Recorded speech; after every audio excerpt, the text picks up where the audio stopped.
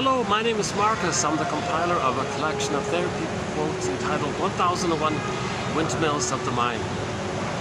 This is just a quick follow-up to the video just completed, sort of a quick short part 2.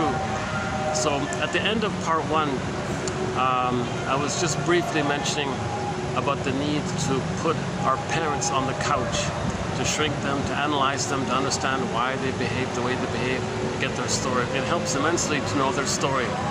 So submit it for your approval, submit it for your consideration. Just a little self-help exercise.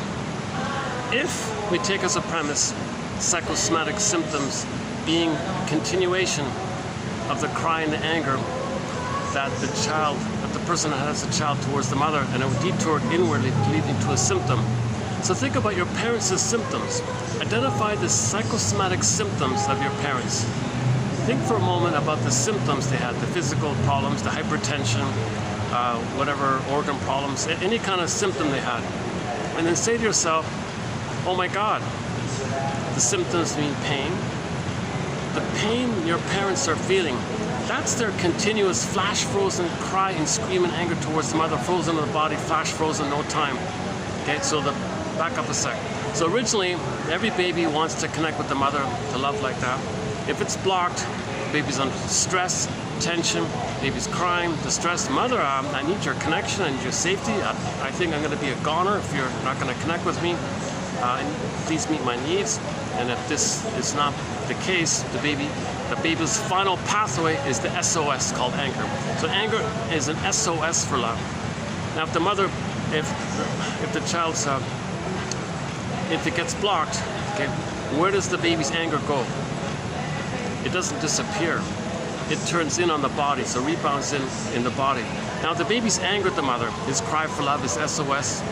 Okay, it's in destructive mode. He's angry, he's enraged, he wants to control, devour, possess, rage, hostile, fury. Baby's desperate, he thinks he's going to be a goner. And the mother says something like, well, I don't know what you're talking about. Where does the baby's anger go if he's gaslit or something? Well, it turns in on the body now. So the anger, the child's own anger, is now going to go to his body. Over time, this leads to a symptom, the psychosomatic symptoms. Psychosomatic symptoms reveal but conceal, or reveal and conceal that original cry. Okay, it just detoured, and then it went into the body somewhere. The body can hold it for a while, and then it leads to a symptom. Okay, so the symptoms, psychosomatic symptoms, reveal and conceal this cry, this hate, this rage, which is a cry for love. Okay, so originally the baby, it's relational, baby to the mother. Okay, so baby's angry, expressing his signal of anger, SOS. It blocked, goes in. Now it's in, so it's concealed, it's in the body, concealed, but the pain reveals it. So think about the pain your parents were in. Okay. Think about the pain your parents were in with their symptoms. Okay. And then regard that and notice that that's there. Oh, hold on a second. Let's make some space here. I've got no battery. This will be, I'll have to close this in a minute. I've got, let's say, what, 2% here. Let's see, what do I got here? Battery, 7%. Okay, I got about 5 minutes here. Okay, so think about, okay, yeah, okay. Think about, I'm in some little mall here. This is the outdoor part of it. Okay, never mind, I'll give you a tour next time.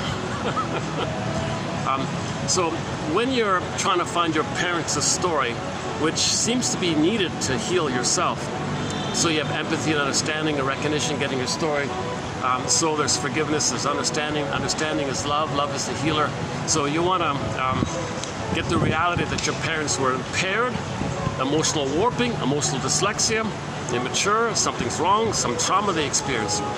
Now, parents don't know it themselves, right? So we have to put our parents on the couch. We have to analyze them, find their story, make inferences. So one clue we might be able to make about our parents is to look at their bodily symptom, a psychosomatic symptom, that their pain and their symptom, whatever that symptom is, slouched back, hypertension, obesity, smoking, drinking, whatever sort of bodily thing you can see, maybe skin complexion, or I don't know, some kind of, I don't know, fill in the blank.